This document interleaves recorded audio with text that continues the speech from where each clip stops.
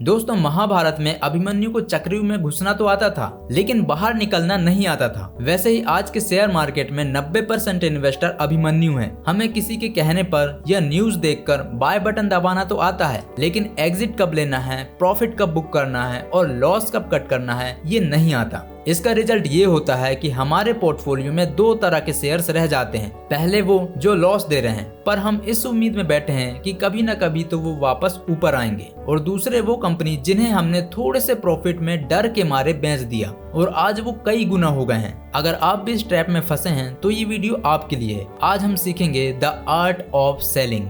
Exit लेने के यहाँ पर 3 वैलिड रीजन हैं। अगर चौथा रीजन है तो शायद आप गलत कर रहे हैं। दुनिया के सबसे सक्सेसफुल इन्वेस्टर में से एक पीटर लिंच, उनका एक बहुत ही फेमस रूल है जो मैं हमेशा अपने दिमाग में छाप के रखता हूँ। वो कहते थे अपने विनर्स को बेचना और लूजर्स को होल्ड करना बिल्कुल वैसा ही है जैसे अपने बगीचे के सबसे सुंदर फूलों को काट देना और जंगली घास फूस को पानी देना। अगर हम ध्यान से देखें तो 99% आम इन्वेस्टर शेयर मार्केट में यही तो करते हैं। जो स्टॉक 80% बढ़ चुका होता है, हम उसे डर के मारे बेच देते हैं। भाई काफी प्रॉफिट हो गया, जल्दी निकल लेता हूँ। और जो कचरा स्टॉक 40% गिर चुका होता है, उसे सालों तक गले लगाकर बैठे रहते हैं इस उम्मीद में कि एक दिन तो वापस रिकवर होगा। जबकि असलियत में इसका उल्टा होना चाहिए। अपने विनर्स को लंबा दौड़ने दो और लूजर्स को जल्दी कट कर दो। अब आते हैं मेन पॉइंट पर। वो कौन से रीजंस हैं जिसके कारण हम एग्जिट ले सकते हैं। पहला रीजन है जब कहानी यानी कि स्टोरी बदल जाए। शायद आपने सोचा था इस कंपनी का प्रॉफिट हर साल 20% बढ़ रहा है, लेकिन अब क्या हुआ? पिछले 3 क्वार्टर से सेल्स गिर रही है। या मैनेजमेंट ने कोई फ्रॉड किया है, या गवर्नमेंट ने कोई ऐसा रूल बना दिया जिससे धंधा खत्म हो गया। अगर आपका बाइंग रीजन खत्म हो गया है तो आपका होल्डिंग रीजन भी खत्म हो जाता है। लोग गलती क्या करते हैं, कंपनी 50% गिरने के बाद सोचते हैं जब वापस मेरे भाव पर आएगा तब एग्जिट लूंगा। लेकिन ये सबसे बड़ी गलती हो सकती है, क्योंकि अगर नींव यानी कि फाउंडेशन कमजोर हो गई है तो घर गिरने का इंतजार मत करो।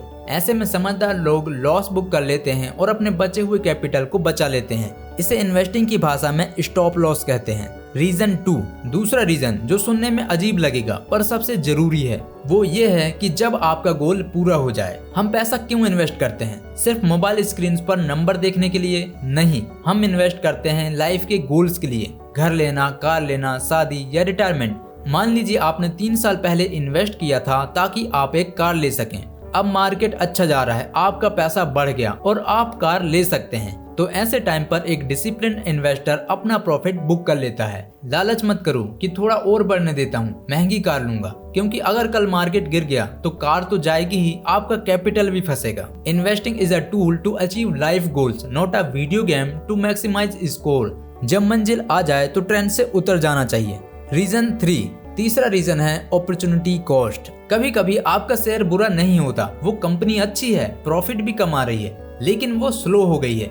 मान लीजिए आपके पास कंपनी ए है जो साल का 10% रिटर्न दे रही है, लेकिन आपने रिसर्च की और आपको पता चला कि कंपनी बी जो सेम सेक्टर में है वो ज्यादा तेजी से ग्रो कर रही है और अभी सस्ती मिल रही है। तो ऐसी सिचुएशन में पुराने कंपनी को नए कंपनी से स्विच करना एक स्मार्ट मूव माना जाता है। पुराने घोड़े से उतरकर नए और तेज घोड़े में बैठना समझदारी है, लेकिन सावधान, रोज रोज जंपिंग नहीं करनी है, वरना ब्रोकरेज और टैक्स आपका प्रॉफिट खा जाएगा। अब सबसे इम्पोर्टेंट, कब एग्जिट नहीं करना है। एक गलत रीजन है जिसके वजह से 90% लोग अपना नुकसान करते हैं, वो है डर यानी कि पैनिक। इलेक्शन का रिजल्ट आया, मार्केट 5% गिर गया।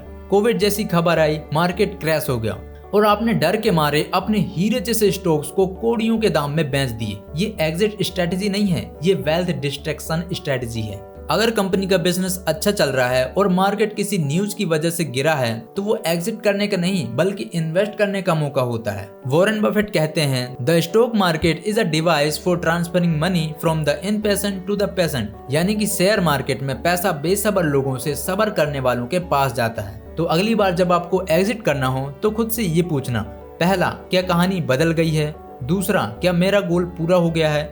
तीसरा, ये मुझे कोई बेटर अपॉर्चुनिटी मिली है? अगर जवाब हाँ है तो वहाँ एग्जिट लेना लॉजिकल होता है। लेकिन अगर जवाब है मार्केट गिर रहा है इसलिए डर लग रहा है, तो वहाँ एक मैच्योर इन्वेस्टर बिना पैनिक किए शांति से रुक जाता है। अगर आपको ये वीडियो हेल्पफुल लगी तो प्लीज उस लाइक बटन को जरूर दबाएं और प्रैक्टिकल फाइनेंस कंटेंट के लिए सब्सक्राइब करें। मिलते हैं नेक्स्ट वीडियो में। जय हिंद।